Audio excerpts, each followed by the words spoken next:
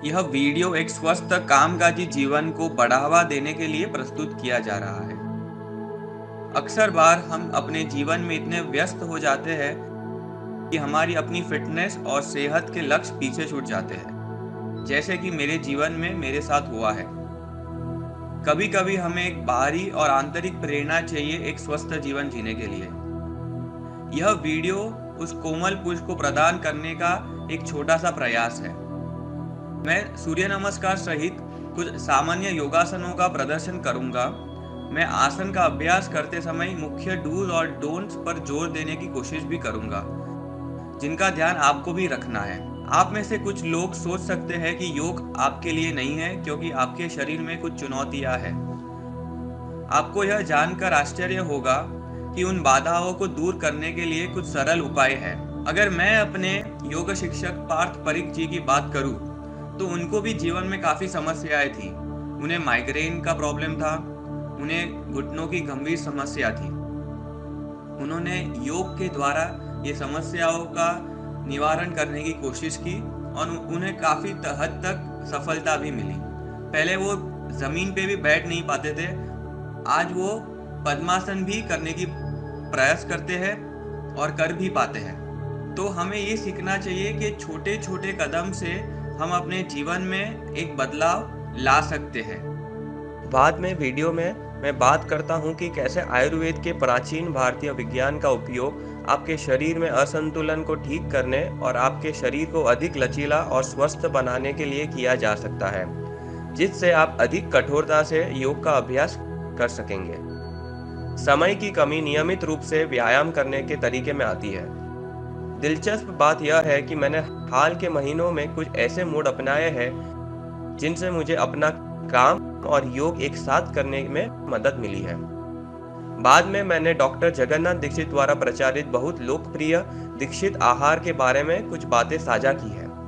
इस आहार ने स्वास्थ्य को फिर से हासिल करने में बड़ी संख्या में लोगों की मदद की है और कई लोगों ने इस आहार के माध्यम से अपने मधुमेह को उलट दिया है, जैसे कि डॉक्टर दीक्षित ने अपने वीडियो में बताया है।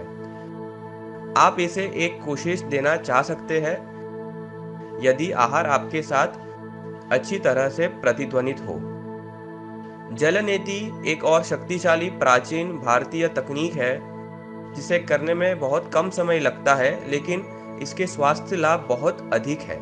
मैंने उस तकनीक का प्रदर्शन किया है। अंत में मैंने कॉरपोरेट नेता और यंगस्टर में एक छोटी सी अपील की है। उसे सुने और कोशिश करें कि उस पर अमल हो। मैंने सबसे कम समय में ये सब खत्म करने की कोशिश की है।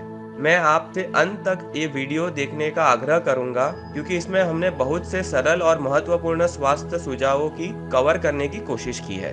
तो आप ये वीडियो अंत तक जरूर देखें, आपको इससे काफी लाभ होने वाला है। यही मेरी आप सभी से अपील है। 15 से 20 मिनट तक सूर्य नमस्कार अपने आप में एक संपूर्ण व्यायाम है। अगर आप कुछ दिन सूर्य नमस्कार नहीं करना चाहते हो तो तभी आप आसन का अभ्यास कर सकते हो। आप एक दिन सूर्य नमस्कार और दूसरे दिन आसन का अभ्यास कर सकते हो। एक पूरी तरह से अलग दृष्टिकोण केवल उन आसनों पर ध्यान केंद्रित किया जा सकता है जो अंगों को मजबूत करने में मदद करते हैं, जो आपके कमजोर क्षेत्र है। उदाहरण के लिए कुछ लोगों को पाचन या हड्डियों या पीठ के निचले हिस्से से संबंधित समस्याएं हो सकती है, या किसी को गुर्दे की बीमारियों का पारिवारिक इतिहास हो सकता है। जिस स्थिति में आप आसन पर ध्यान केंद्रित किया जा सकता है जो उन विशिष्ट अंगों या प्रणालियों को मजबूत करने में आपको मदद करता है। आपको ये एक योग शिक्षक के मार्गदर्शन में अपने योग अभ्यास को शुरू करना चाहिए, ये उचित रहता है। आगे पार्थ जी और मेरे द्वारा सूर्य नमस्कार का अभ्यास भी दिखाया गया है, पर उससे पहले जरूरी है कि आप वार्म अप की जो एक्सरसाइज है आप वो अच्छे से सीख ले। उससे आपको बहुत ही आसानी होगी सूर्य नमस्कार करने में।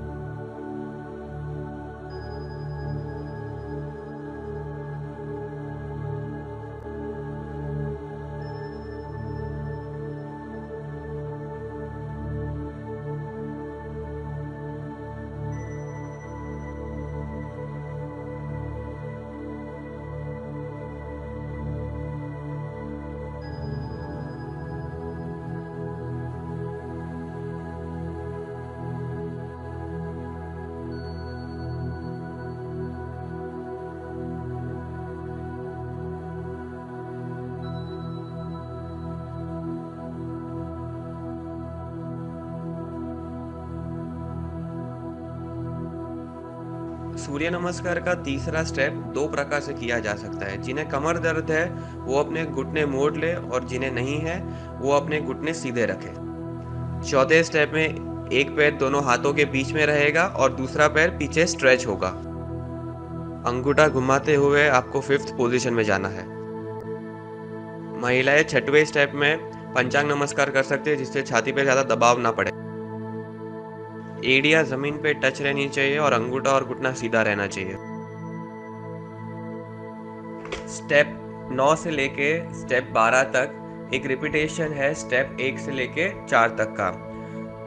आपको एक आसन सूर्य नमस्कार में 10 सेकंड से होल्ड करना शुरू करना है और फिर धीरे धीरे आप 60 सेकंड्स तक भी आप जा सकते हो। उससे होता क्या है, ज़्यादा होल्डिंग से वहाँ पे ब्लड सप्लाई इंक्रीज होता है और वो मसल को अच्छा स्ट्रेच मिलता है और आपको सूर्य नमस्कार करने में मज़ा आता है। आपके साथ कुछ तस्वीरें साझा करना चाहूँगा जो गंभीर संघर्ष और सुधार की मेरी अपनी यात्रा को रिकॉर्ड करती है। –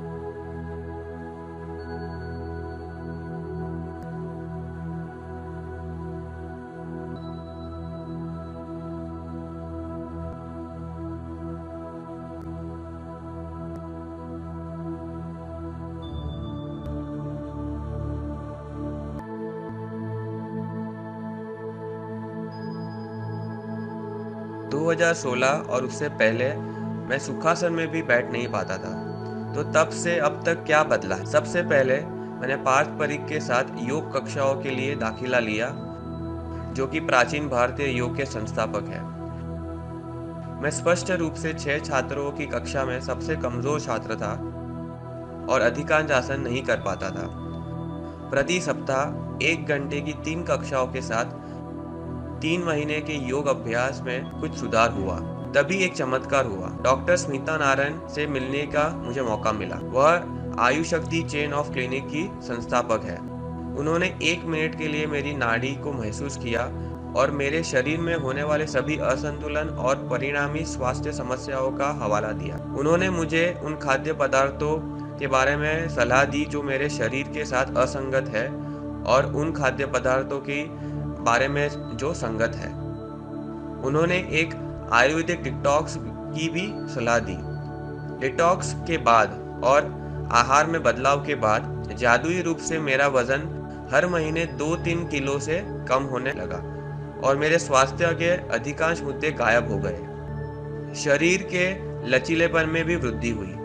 इसलिए यदि आप अपने खुद के स्वास्थ्य मुद्दों या नकारात्मक संकेतों को संबोधित करना चाहते हैं तो मैं आपसे एक अच्छे आयुर्वेदिक चिकित्सक से परामर्श करने और अपने शरीर में असंतुलन को कम करने के उपायों पर विचार करने का आग्रह करूंगा। आयुर्वेद के अनुसार लोगों का सामना करने वाले अधिकांश गंभीर स्वास्थ्य मुद्दे शरीर में संचित असंतुलन का परिणाम है। इसलिए यदि इन्हें जल्दी संबोधित किया जाता है तो कोई भी गंभीर स्वास्थ्य समस्याओं से आप बच सकते हैं।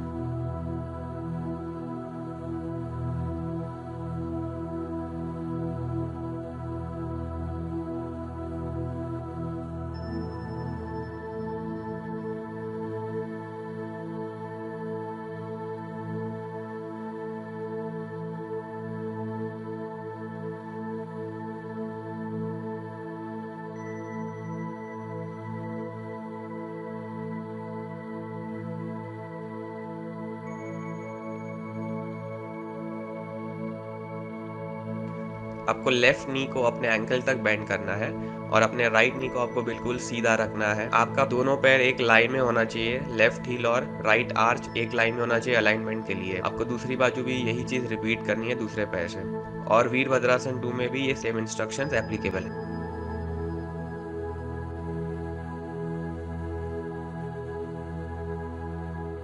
आपको अपनी एल्बो और अपनी बैक को सीधी रखनी है और जिनको घुटनों में दर्द है उनको ये आसन और मालासन आपको अवॉइड करना है या टीचर के अंडर प्रैक्टिस करना है। अपने एल्बो को यूज करते हुए आपके घुटनों को बाहर की तरफ पुश करना है, जैसे कि आपकी एड़ियां जमीन पे टच रहे। ये एक छोटी सी कोशिश है मेरी बकासन करने के लिए। ऐसे कॉम्प्लेक्स आसनों के लिए आपको हमेशा एक टीचर की सलाह लेनी चाहिए। जिन लोगों को नी में प्रॉब्लम है, वर्टिगो है, बैक में इश्यूज है, वो उष्ट्रासना गाइडेंस के अंडर करे।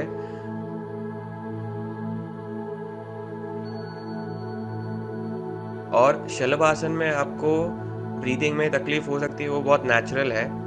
और शलभासन में आपको अपना घुटना सीधा रखना है।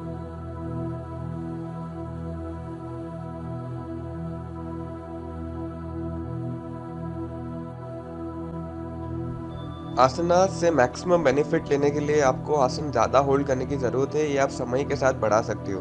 अभी जो दूसरा आसन है सर्वांग आसन, उसके बहुत सारे बेनिफिट है, पर ये आसन आप जो महिला है वो अपने मासिक धर्म यानी मेंसेस पीरियड्स के टाइम ना करें। और जब आप सर्वांग आसन करते हो तो आपका पूरा वेट आपके एल्बोज पे रहना चाहिए और कोर पे लेना चाहिए, ना कि आपके नेक पे प्रेशर नहीं आना चाहिए।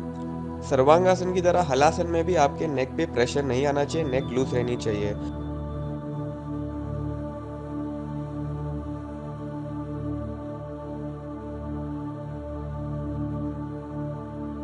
दूसरा आसन जो बद्ध कोणासन है, जिसमें मेरा घुटना टच नहीं हो रहा है पर वो होना चाहिए।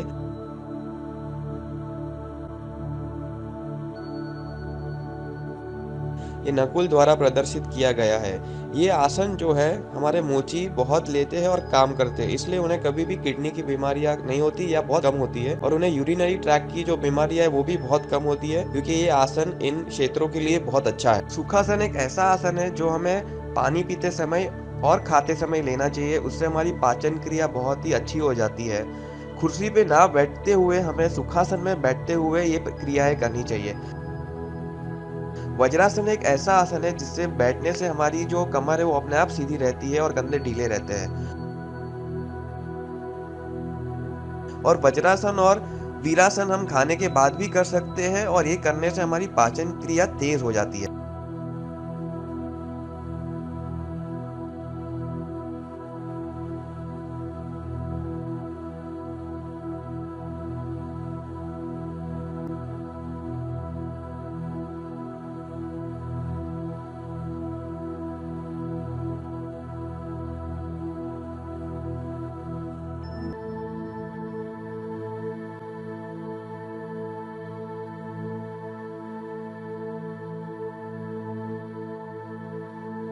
अब मैं डॉक्टर दीक्षित आहार के बारे में बात करना चाहता हूँ। इसे लोकप्रिय रूप से आंतरायिक उपवास यानी इंटरमिटेंट फास्टिंग भी कहा जाता है।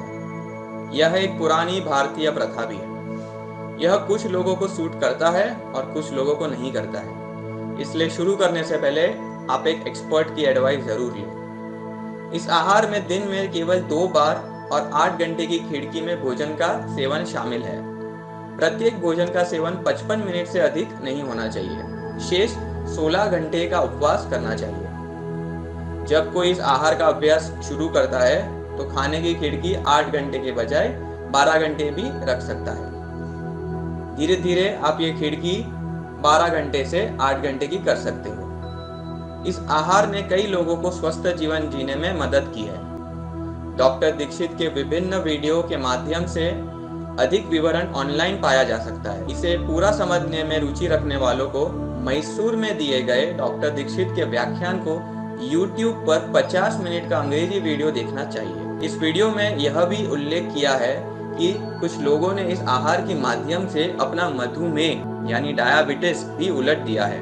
तो जिन लोगों को एक स्वस्थ जीवन जीने में रुचि है और वो अपने जीवन में एक अच्छा बदलाव करना चाहते हैं, वो ये डॉक्टर दीक्षित डाइट के बारे में और पढ़े, समझे और उसके बाद इम्प्लीमेंट करें। डॉक्टर दीक्षित की डाइट, व्यायाम, योग और सूर्य नमस्कार के द्वारा आप अपने जीवन में बहुत से बदलाव ला सकते हो। इस पे जरूर ध्यान दें। जल नीति एक बहुत ही पुरानी योगिक तकनीक है जो अभी मैं आपको दिखाऊंगा। ये करने से आपका जो नेजल पैसेज है वो बहुत ही खुल जाएगा, आपकी ब्रीदिंग बहुत ही आसान हो जाएगी और आपके फेफड़ों के लिए भी ये बहुत अच्छी तकनीक है। अगर आप कोई ऐसे फंक्शन में गए हो जहाँ बहुत लोग आए हुए हैं, तो फंक्शन में आने के बाद आप ये तकनीक का उपयोग कर सकते हो, उससे आपका नेजल पैसेज क्लियर हो जाएगा। अभी मेरे जो शिक्षक है पार्थ परिक जी, वो आपको ये तकनीक करके दिखाएंगे और सॉल्ट वाटर गार्गलिंग भी कैसे की जाती है वो भी आपको दिखाएंगे। अब अपने जल नीति के पॉट में हल्का गर्म पानी ले ले, नमक डाला हुआ। अभी ये पोजीशन में दिखाया गया है, आप वैसे बैठे और एक तरफ झुके। जब आप झुकते हैं तो आप अपना मुंह खुला रखें और सांस मुंह से ले। तो पानी आपके एक नॉस्ट्रिल से दूसरे नॉस्ट्रिल में से बाहर निकलेगा और आपका नेजल पैसेज बिल्कुल साफ हो जाएगा। अभी आप ये प्रोसेस दूसरी बाजू रिपीट करें। अभी खड़े होके आपको झुकना है। झुकने के बाद आपको अपना जो नाक है उसे साफ करना है जैसे दिखाया गया है, ताकि आपका कफ और पानी सब बाहर आ जाए। अभी बाएं बाजू झुकते हुए अपने दाहिने नाक को बंद करते हुए अपने बाएं नाक को साफ करना है। अभी दूसरी बाजू ये रिपीट कीजिए। जल नीति के बाद हमेशा कपालभाति की जाती है, इससे बहुत अच्छा रहता है। और अंत में आपको अनुलोम विलोम प्राणायाम करना है।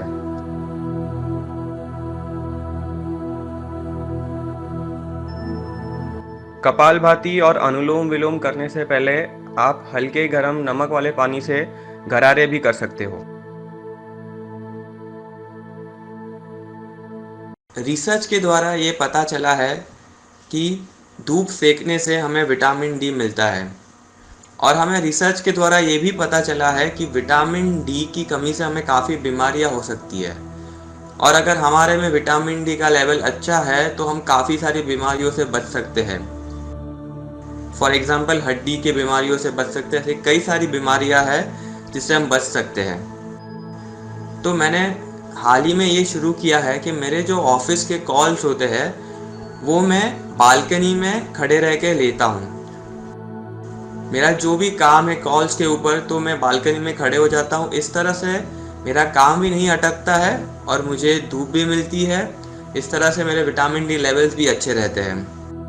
काफ़ी टाइम मैं ये करता हूँ कि अगर हम फैमिली में कोई बातें कर रहे हैं तो हम बालकनी में जाके बात करते हैं, खुले में जाके बात करते हैं। तो इससे हम धूप भी सेकते हैं, बातें भी करते हैं और हमें अच्छा भी लगता है इससे। अगर हम कभी योग का अभ्यास करना चाहें तो हम योग का अभ्यास बालकनी में रह के या टेरेस पे रह के भी कर सकते हैं, जिससे हमें विटामिन डी मिले धूप के द्वारा। तो ऐसे कई सारे उपाय हैं जिससे हम धूप में रह सकते हैं और हमारा स्वास्थ्य ठीक हो सकता है। इस संदर्भ में मैं कॉरपोरेट नेताओं से अपील करना चाहूँगा कि वे कार्यालयों को नया स्वरूप देने पर विचार करें। शुरू करने के लिए क्या हम कर्मचारियों को नीचे बैठने और काम करने का विकल्प दे सकते हैं? यह शुरू करने के लिए एक अजीब दृश्य हो सकता है, लेकिन इसके व्यापक लाभ है। जैसे कि आप जानते हैं, कुर्सी पर बैठना बहुत सारे स्वास्थ्य मुद्दों से जुड़ा होता है। जमीन पे बैठना रीढ़ की हड्डी के लिए बहुत अच्छा है और एकाग्रता भी बढ़ाता है। इस तरह से मैं पिछले कुछ महीनों से काम कर रहा हूँ कि मैं ज़मीन पे बैठूं। जैसे कि अभी मैं सिद्धासन में बैठा हूँ और मेरा लैपटॉप मेरे आगे है और मैं आराम से काम कर रहा हूँ। अभी आप घर पे ऐसे एक टेबल भी ले सकते हैं। तो ज़मीन पे बैठना और काम करना बहुत ही आसान है और सरल है। और जैसे भी मैंने आपको बताया कि मैं अपनी टेरेस पे या बालकनी पे बैठ सकता हूँ, मैं धूप ले सकता हूँ, मैं वज्रासन में भी बैठ सकता हूँ, मैं वीरासन में भी बैठ सकता हूँ।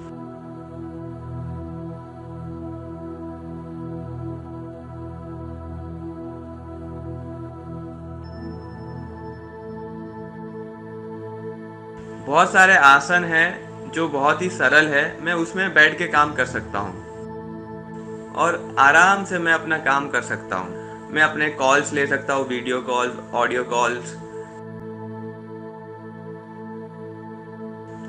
तो ये हमारे स्वास्थ्य के लिए बहुत अच्छा है। ये पैर मैंने लंबे कर दिए, लंबे करके भी बैठ के काम हो सकता है।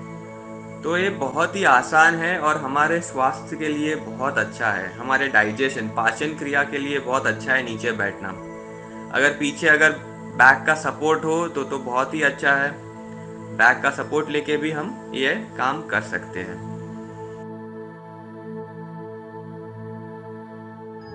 तो मैं यही अपील करना चाहूँगा लोगों से कि आप नीचे बैठ के काम करें। इसके बहुत सारे स्वास्थ्य के बेनिफिट्स हैं। जबकि आधुनिक कार्यालय सभी सुरुचिपूर्ण और महंगे हैं, पर वहाँ पे पर्याप्त धूप नहीं आती है। आप प्रत्येक मंजिल पर कार्यालयों के कुछ क्षेत्रों को ऐसे बना सकते हैं जहाँ पे पर्याप्त धूप आए और आपके एम्प्लॉयज़ वहाँ बैठ के काम कर सके, खाना खा सके। आप कुछ क्षेत्र ऐसे भी निर्धारित कर सकते हो जहाँ पे खुली हवा है, प्राकृतिक हवा है और वहाँ पे वे अपना काम कर सके या खा सके या योग कर सके। रिसर्च ने ये भी बताया है कि जब ऐसा होता है तो एम्प्लॉयज़ में डिप्रेशन कम आता है, उनकी प्रोडक्टिविटी बढ़ती है और उनके लाइफस्टाइल में भी बहुत अच्छा बदलाव आता है। मैं युवाओं से ये अपील करना चाहूँगा कि आपके भोजन और जीवन शैली की आदतें आप बदलें। जहाँ तक संभव हो तो आप मैदा, चीनी, ताड़ के तेल पर आधारित उत्पादों और तले हुए भोजन से बचें। नूडल्स को पकाने में केवल 2 मिनट लग सकता है, लेकिन आपके पाचन तंत्र को होने वाले नुकसान को ठीक करने में बहुत अधिक समय लग जाता है। पिज़्ज़ा को बहुत सारे वेजिटेबल टॉपिंग्स के साथ हेल्दी फूड के रूप में विज्ञापित किया जा सकता है, लेकिन अगर आपका पिज़्ज़ा बेस्ड मैदे का है तो आपके पाचन को बुरी तरह से नुकसान पहुंच सकता है। यदि आप घर पर पका हुआ बना हुआ खाना खाने के बजाय ऐप से खाना ऑर्डर करते हैं या बाहर का खाना खाते हैं तो आपके पास सामग्री और स्वास्थ्य पहलुओं पर कोई नियंत्रण नहीं रहता है। कृपया ध्यान रखें कि आप कितनी बार घर का बना खाना खाते हैं और कितनी बार बाहर का। अक्सर ये पाया गया है कि जो कॉलेज के स्टूडेंट्स होते हैं वो देर रात तक जागते हैं।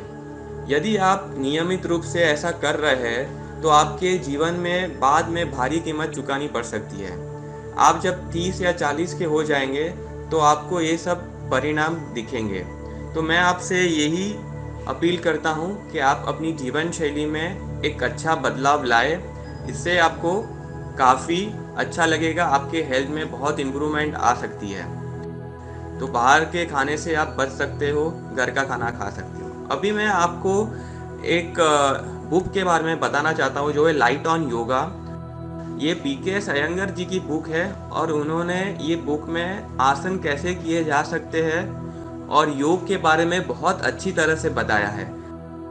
मैं ये हाईली रिकमेंड करूँगा कि अगर आपको योग सीखना है तो आप ये बुक ले और आप अपना अभ्यास करें। उन्होंने बहुत विस्तार से ये बुक में अच्छे से बताया है कि आसन कैसे किया जा सकता है, प्राणायाम कैसे करते हैं, योग क्या है, आपको क्या ध्यान में रखना है, क्या नहीं रखना है। उन्होंने बहुत अच्छे से बताया ये बुक में। और एक बुक है कैवल्य धाम की जिसका नाम है anatomy and physiology of yogic practices और उनके ऑथर है MM गोरे।